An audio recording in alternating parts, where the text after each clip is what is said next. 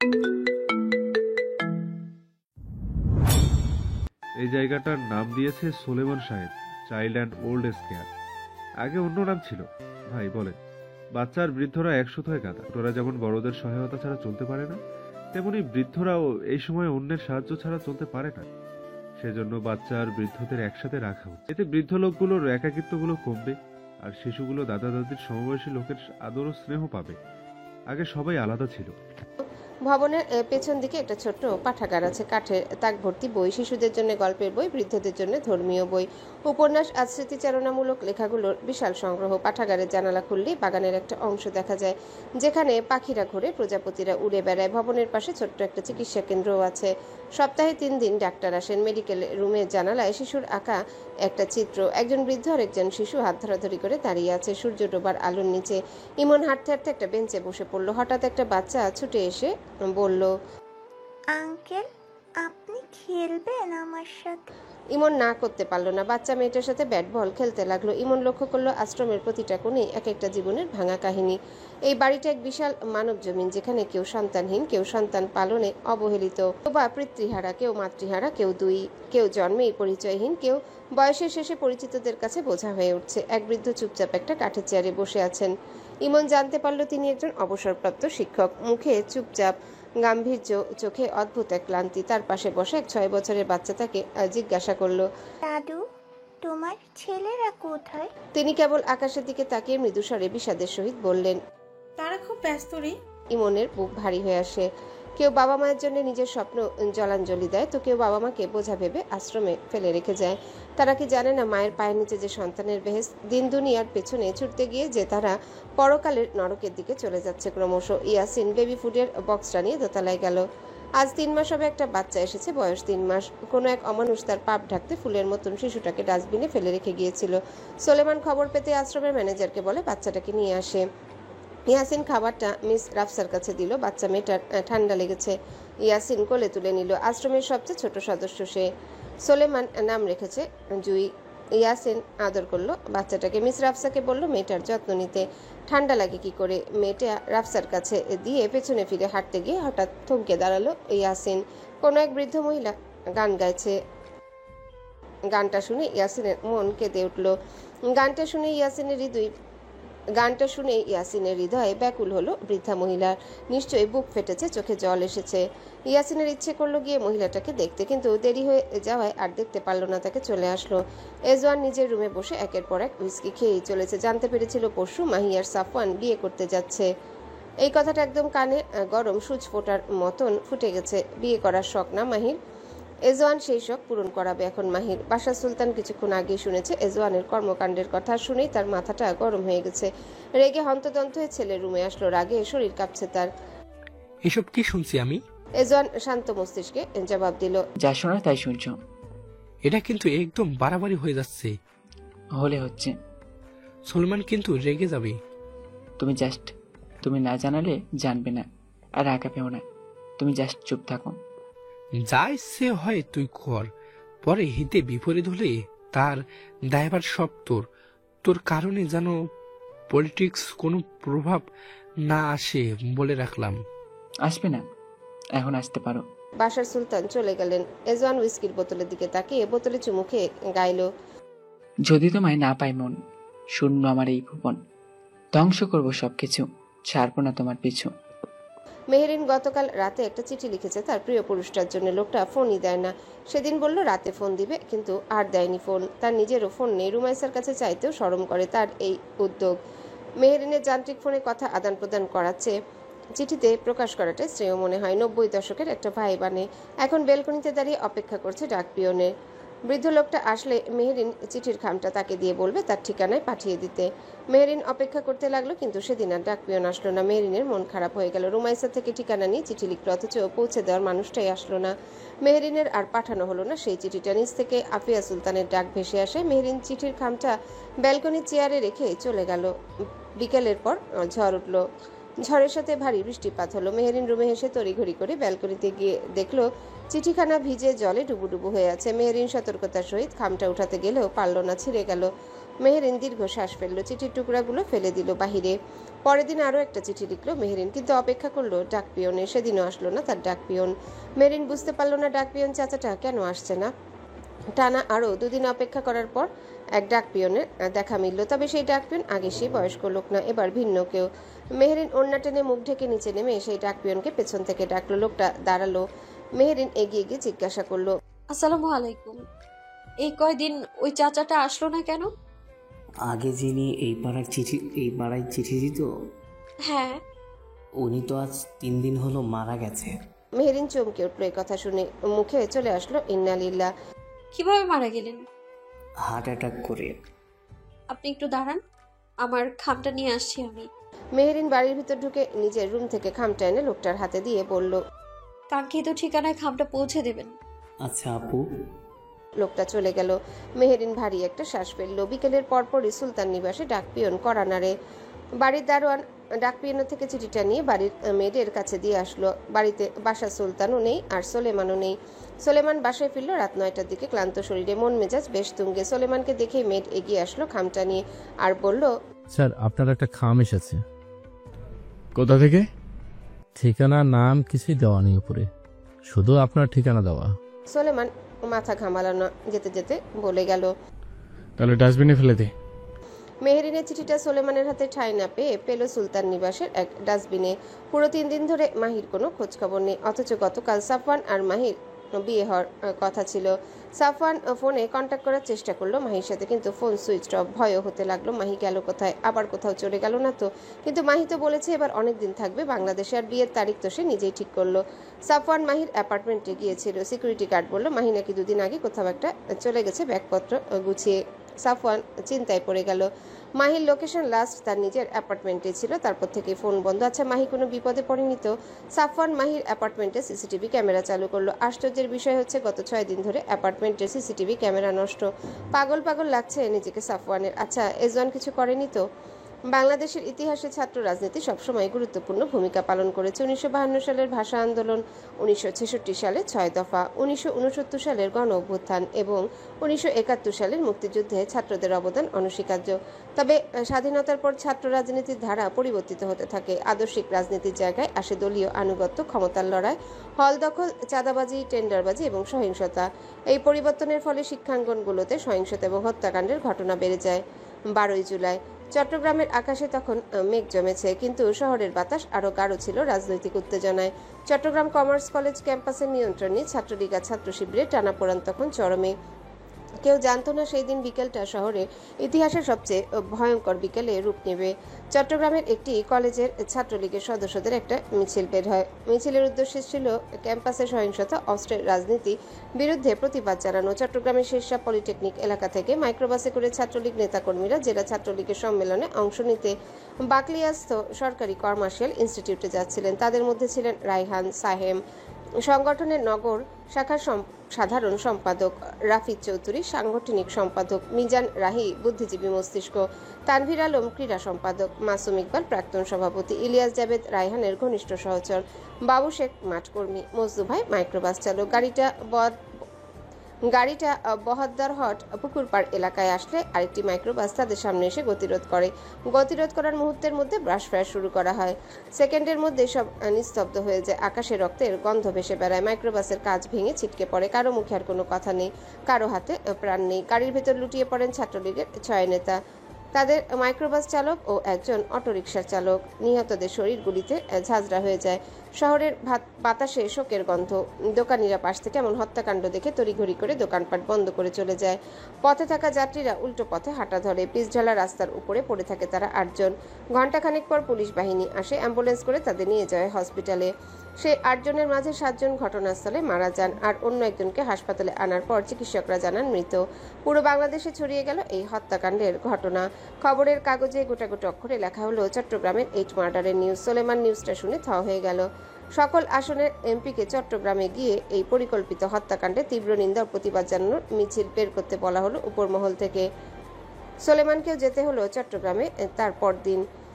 প্রায় আওয়ামী লীগের সকল নেতাই এসেছে। এই 8 মার্ডারের খবর শুনে স্বয়ং প্রধানমন্ত্রী আসলেন চট্টগ্রাম, আর এসে চটে গেলেন তার দলের লোকদের উপর। আলাদা করে একটা মিটিং হলো, সেই মিটিংয়ে সোলেমান উপস্থিত হলো। প্রধানমন্ত্রী হিসেবে তার দায়িত্ব ছিল এই সুষ্ঠু তদন্তের নির্দেশ দেন এবং অপরাধীদের চিহ্নিত করে শাস্তির ঘোষণা দিয়ে পরিস্থিতি শান্ত করার ব্যবস্থা নেওয়া। কিন্তু তিনি এর বিপরীত আচরণ করতে লাগলেন। বিনা তদন্তে তিনি তার রাজনৈতিক প্রতিপক্ষকে দোষী সাব্যস্ত করে তার দলের লোকদের এজন্য ভৎসনা করলেন যে তারা এর প্রতিক্রিয়া কেন 8 জনের বদলে 80 জনকে খুন করলো না। তিনি তাদেরকে লজ্জা দেবার উদ্দেশ্যে জিজ্ঞাসা করলেন যে তারা কি শাড়ি চুরি করে বসে আছে। তিনি নির্দেশ দিলেন যেন একটি লাশের বদলে 10টি লাশ ফেলা হয়। সোলেমান চুপচাপ শুনল। প্রধানমন্ত্রীর উপরে কথা বলার সাহস কারোরই নেই। সেদিন বিকেলেই ধর্মঘট হলো। মিডিয়াকে বিশ্বাস করানো হলো এই হত্যাকাণ্ড ঘটিয়েছে শিবিরের লোক।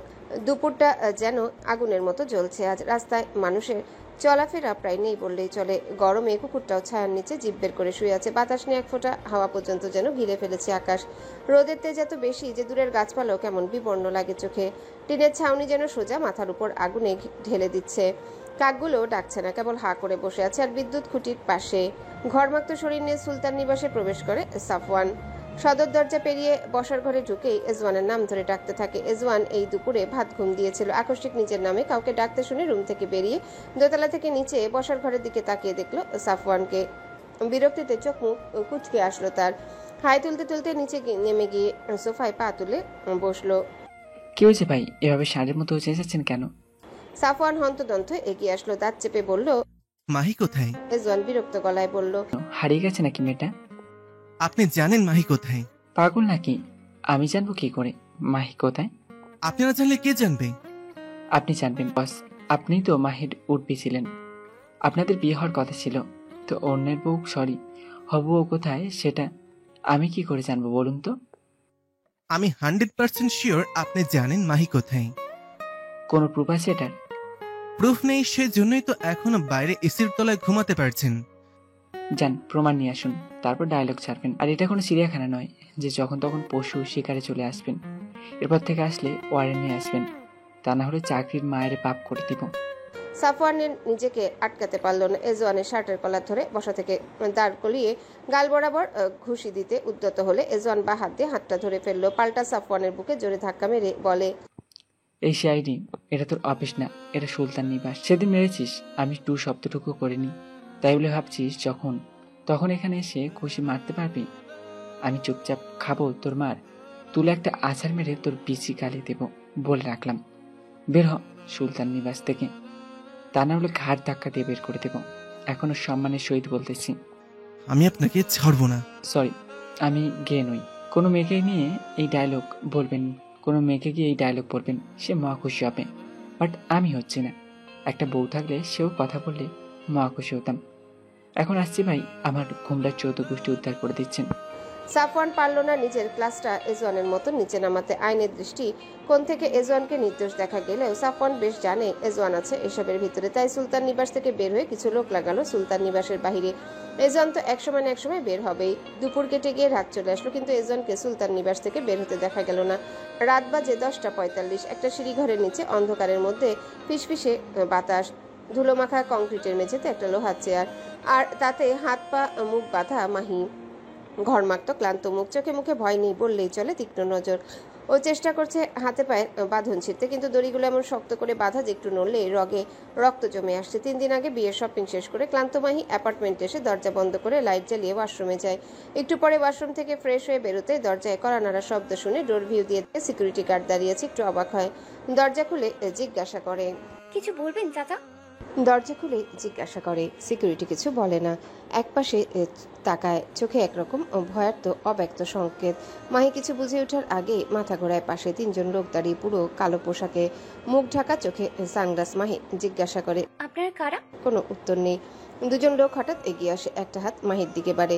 মাহি ঝটকা দিয়ে দরজা বন্ধ করতে যায়, কিন্তু ততক্ষণে ওরা ধাক্কা দিয়ে ঢুকে পড়ে। প্রথম লোকটা ফের মাহির হাত ধরতে চাইলে মাহি সরে গিয়ে লোকটার হাত ধরে বাঁকিয়ে ফেলে দেয়।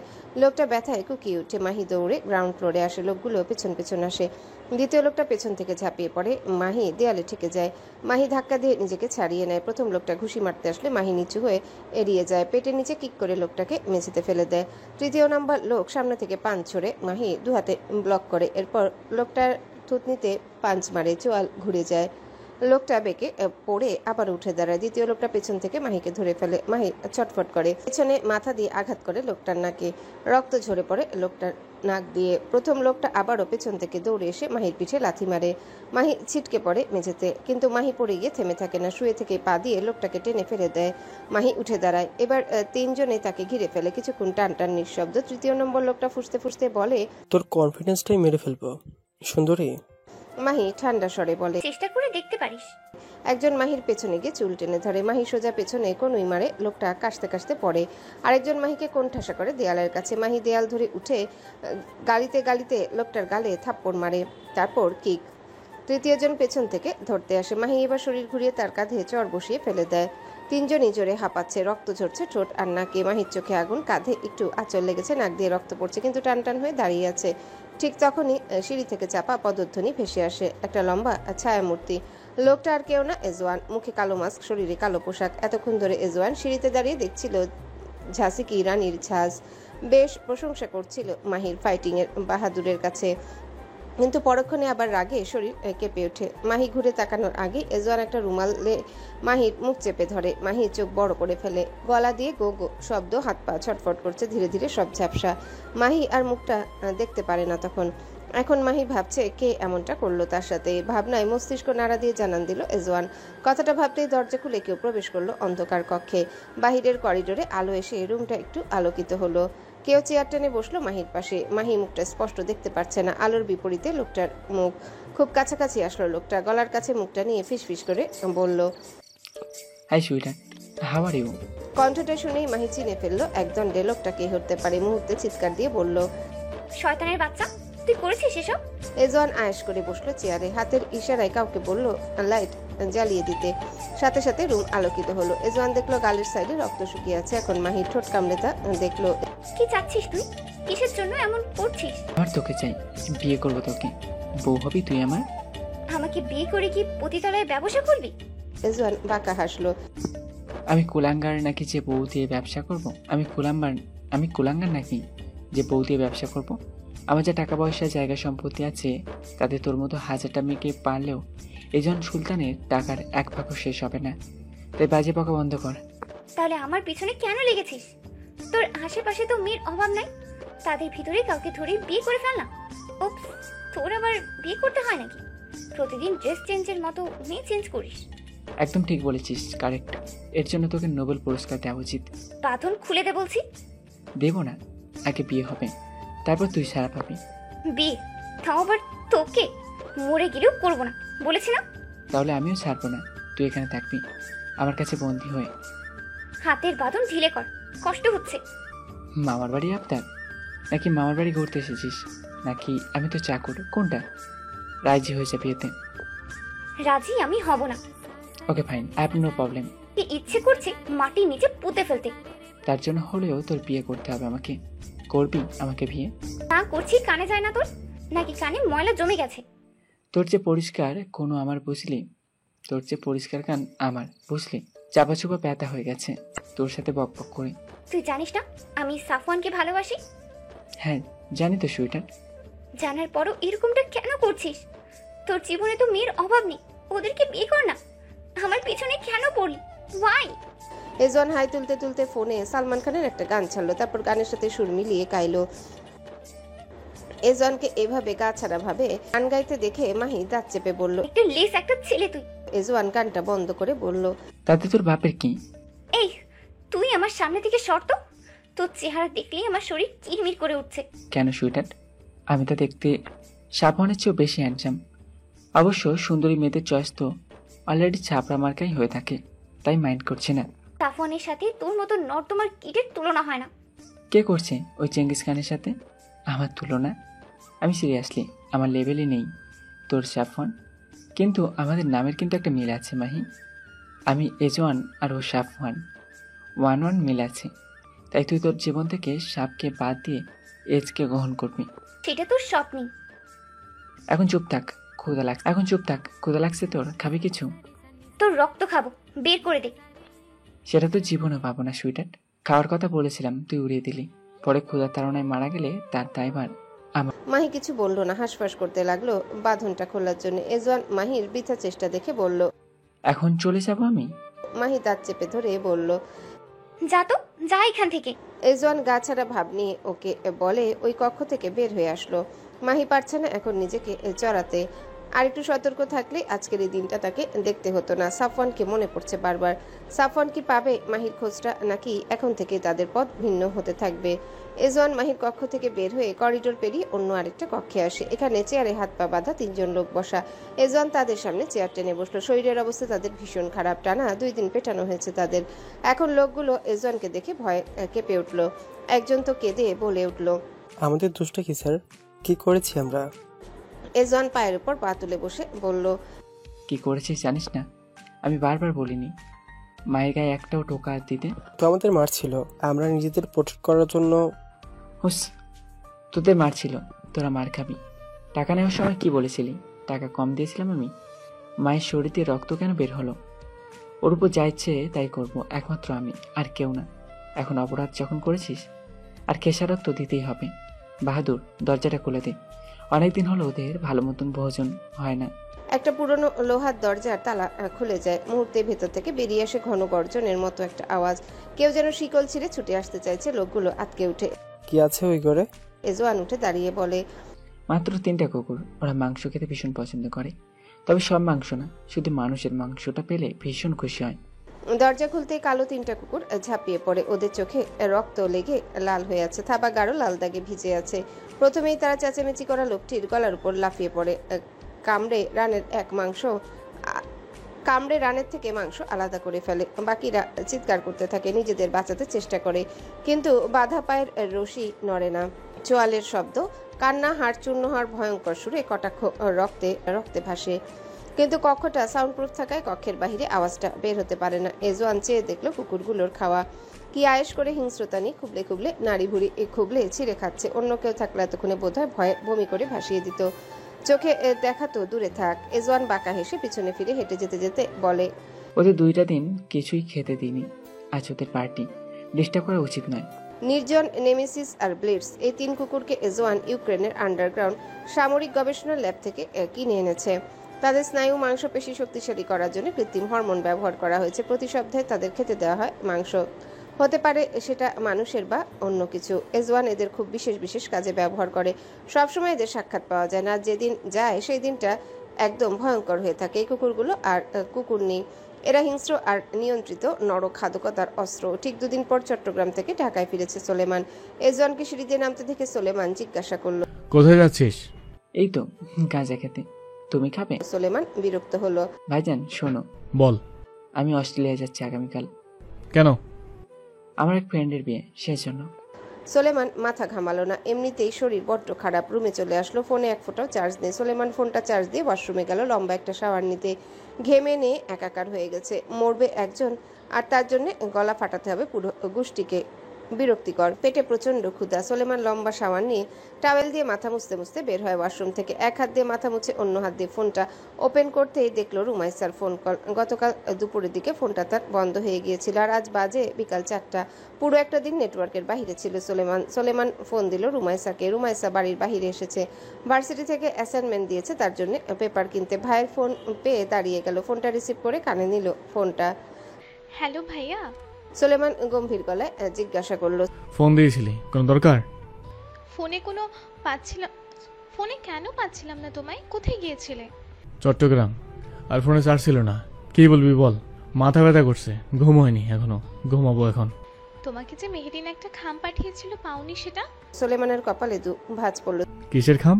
সেটা তো জানি না, মেহেরিন পাঠিয়েছে। তোমার ঠিকানা চাইনি এখনো? যাওয়ার তো কথা। কই, আমি তো কোনো। সোলেমান থেমে গেল। মনে পড়লো বাড়ির মেয়ের সেদিন একটা খামের কথা বলেছিল, নাম ছিল না বলে ডাস্টবিনে ফেলে দিতে বলেছিল। আমি পরে ফোন দিচ্ছি তোকে।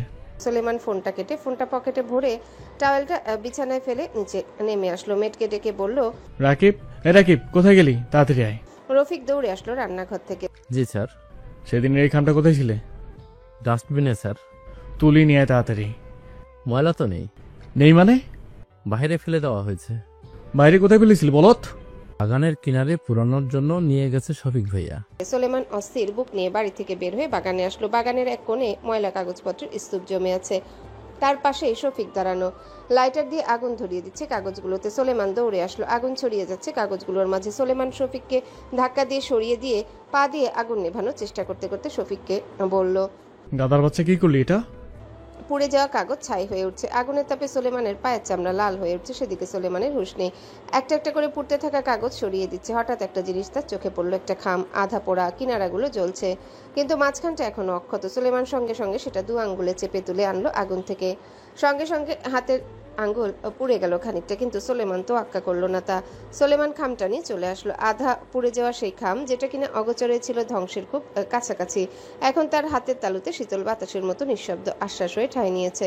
হাত আর পা লাল হয়ে পুড়ে গেছে, মেডিসিন লাগানো দরকার, কিন্তু সোলেমান ভাবলো না মেডিসিন নিয়ে। সে খামটা নিয়ে মাথা ঘামাচ্ছে, ভেতরে জিনিসটা অক্ষত আছে। খামটা খুলে সোলেমান ধীরে ধীরে ভিতরে কাগজটা বের করলো। কিছু লেখা আছে, পাতার কিনারা পোড়া, কোথাও কোথাও ছাই হয়ে গিয়েছে লেখার পাশ ঘেঁষে, তবু মাঝখানে লেখা এখনো অক্ষত। তার লেদা বউ তাকে চিঠি পাঠিয়েছে। এই যুগে যেখানে মানুষের মনের কথাও ইমোজিতে আটকে থাকে, সেখানে তার সেই সরল মেঘলা চোখের মেয়েটা তাকে চিঠি লিখেছে। সোলেমান খামটা হাতে নিয়ে উঠে এলো বাড়ির বারান্দায়। পশ্চিমের আলো তখন ম্লান হয়ে এসেছে, বাতাসে ঘুম ঘুম একটা গন্ধ। সে কাঠের চেয়ারটায় বসে শরীর এলিয়ে দিল, এক পায়ে অন্য পা তুলে বুকের কাছে কাগজটা খুলে ধরলো। প্রিয় অপেক্ষা, বিয়ের আগে আপনার নাম দিয়েছিলাম অপেক্ষা, নামটা চেঞ্জ করা হলো না।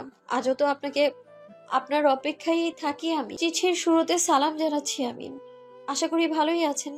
যদি জিজ্ঞেস করেন আমি কেমন আছি, তাহলে বলবো এই তো চলছে, জীবন যেভাবে চালাচ্ছে। ইচ্ছে হলো আপনাকে চিঠি লিখতে, লেখার মাঝে আলাদা একটা প্রশান্তি আছে। প্রায় লেখালেখি করি তো ডায়েরিতে, ভাবতে পারেন আমি একটু সেকেলে টাইপের, শৌখিনও একটু। এর আগে একটা লিখেছিলাম, কিন্তু ডাকপিয়ন না আসায় সেটা আর পাঠাতে পারিনি। অগত্যা সেই চিঠির ঠাঁই হলো বৃষ্টির পানিতে ভিজে নষ্ট হয়ে ছিটে যাওয়া, তাই আবার নতুন করে লিখতে হলো। এই চিঠিতে কোনো অভিযোগের ছোঁয়া নেই, এই চিঠি শুধুই একটা উপস্থিতি।